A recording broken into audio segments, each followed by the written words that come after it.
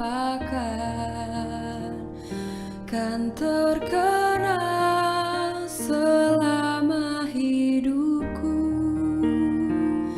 biarpun saya pergi jauh.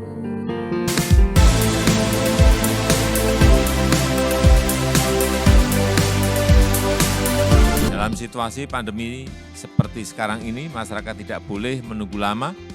Masyarakat harus mendapatkan pelayanan yang cepat dan efektif sehingga masyarakat terdampak bukan hanya mendapatkan penanganan yang cepat di bidang kesehatan, tetapi juga mendapatkan perlindungan dan bantuan yang juga cepat dari negara agar mereka bisa bertahan dan menjaga kualitas kehidupannya. Karena itu, saya selalu menekankan bahwa dalam situasi krisis kita harus mampu merubah frekuensi kita dari frekuensi yang normal ke frekuensi yang extraordinary. Cara kerja yang berubah dari cara kerja yang rutinitas menjadi cara kerja yang inovatif dan selalu mencari smart shortcut. Saya menyadari banyak hal yang sudah kita capai dan juga banyak hal yang perlu kita perbaiki. Semua pihak harus menjadi bagian dari proses untuk mewujudkan pelayanan publik yang lebih baik. Masyarakat harus lebih aktif menyampaikan kritik, masukan, ataupun potensi maladministrasi, dan para penyelenggara pelayanan publik juga harus terus meningkatkan upaya perbaikan-perbaikan. Oke, halo semuanya teman-teman, apa kabarnya nih? Baik, Ibu. Baik, Bu. Jadi kita di sini mau berdiskusi tentang mewujudkan pelayanan publik yang adil, akuntabel, dan berkualitas berdasarkan kompetensi ASN. Menurut teman-teman di sini, gimana gambaran pelayanan publik di Indonesia saat ini? Ya, saya coba bantu jawab ya. Menurut saya, pelayanan publik sekarang ini sudah mulai membaik ya.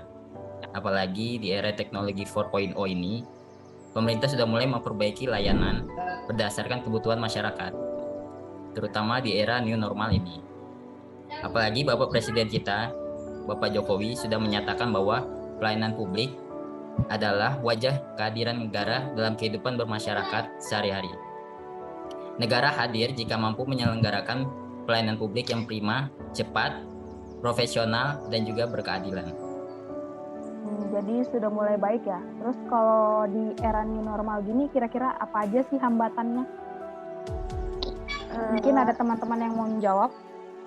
Mungkin dari saya ya, kalau untuk faktor penghambat dan pelayanan publik di era new normal ini mungkin dari faktor di mana masih banyak beberapa ASN yang terbatas penggunaan komputer atau gawai, terus juga kurang menguasai teknik internet.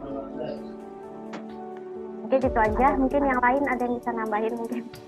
Baik, saya akan menambahkan sedikit. Jadi ada mungkin sebagian di beberapa daerah mengenai kedisiplinan waktu pelayanan, kemudian keramahan bersikap, responsibilitas, dan tanggung jawab ASN itu masih kurang maksimal. Jadi itu hambatannya ya kalau di era new normal ini buat kita sebagai ASN, sebagai pelayan publik. Iya betul, seperti itu. Nah itu tadi kan hambatan kita sebagai pelayan publik kan di era new normal ini. Terus gimana nih strategi kita menghadapi hambatan pada era new normal ini? Mungkin teman-teman ada yang mau menjawab? Saya mau menjawab. Untuk menghadapi situasi seperti ini, yang pertama kita harus bisa beradaptasi ya, dengan cara mengembangkan diri kita dengan memanfaatkan teknologi informasi yang sekarang. Kemudian kita harus bisa menjadi ASN yang cermat, sehingga kita bisa memilah informasi yang banyak itu, sehingga bisa bermanfaat untuk dijadikan sebagai pelayanan publik, dan juga jangan sampai teknologi yang kita serap itu menjadi yang mengatur kita gitu. Jadi benar-benar kita harus bisa menguasai teknologi tersebut. Seperti itu. Mungkin teman-teman yang lain ada yang mau menambahkan, ada yang mau menambahkan opininya? Saya mau menambahkan, Kak. Oh iya. Strategi ASN menghadapi hambatan itu saya menambahkan yang seperti Ibu Lena katakan tadi, ASN juga harus bisa lebih lincah terhadap perubahan yang signifikan. Jadi mampu memberi terobosan-terobosan baru atau mampu berinovasi sehingga bisa menyeimbangkan diri dengan perubahan-perubahan yang ada. Ya, ada opini lain? Ya, mungkin saya ingin menambahkan menanggapi kedua yang sudah disebutkan bahwa kita sebagai ASN juga lebih harus menggali informasi-informasi terbaru, kemudian kita juga bersinergi dengan teman-teman lain, atasan maupun kawan, supaya kita bisa memilah informasi yang benar dan bisa menyampaikannya kepada masyarakat, karena kembali lagi bahwa ASN ini merupakan pelayanan publik, jadi kita harus bisa memilah informasi agar tidak menyebarkan hoax dan menyesatkan masyarakat, seperti itu kira-kira. Ya, itu tadi strategi kita untuk menghadapi hambatan pada era new normal ini. Terus gimana sih contoh peningkatan pelayanan publik pada era new normal ini? Mungkin teman-teman ada yang mau beropini? Oke. Contoh peningkatan pelayanan publik di era normal ini, sejauh ini yang cukup efektif yaitu pada sistem pelayanan publik dengan sistem online dan tatap muka, namun yang tatap muka tetap menggunakan protokol yang ketat. Sistem pelayanan online ini mampu memberikan dampak yang sangat efektif dan efisien. Dengan sistem ini juga pencatatan dan koordinasi antar petugas itu lebih tertata. Biasanya sistem ini atau aplikasi yang digunakan yaitu sosial media dan website. Oke, baik. Ya, mungkin dari yang lain ada yang mau menambahkan?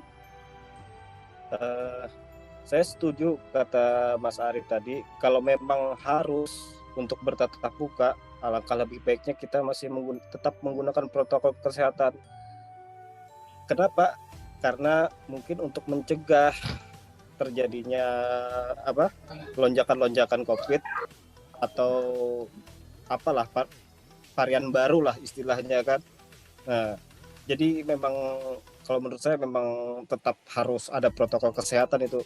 Kalau memang tidak bisa, ya terpaksa kita bisa mengadakan sosialisasi online, misalkan kayak webinar atau apakah. Yang jelas itulah, kalau bisa teknologi dimanfaatkan lah. Mungkin itu saja yang dapat saya tambahkan. Terima kasih. Ya, jadi itu ya opini dari teman-teman semua. Ya, jadi sekian diskusi kita mengenai mewujudkan pelayanan publik yang adil, akuntabel, dan berkualitas berdasarkan kompetensi ASN. Semoga teman-teman bisa bertugas di tempat OPD masing-masing sesuai dengan core value ASN. Sekian dan terima kasih. Terima kasih. Terima kasih.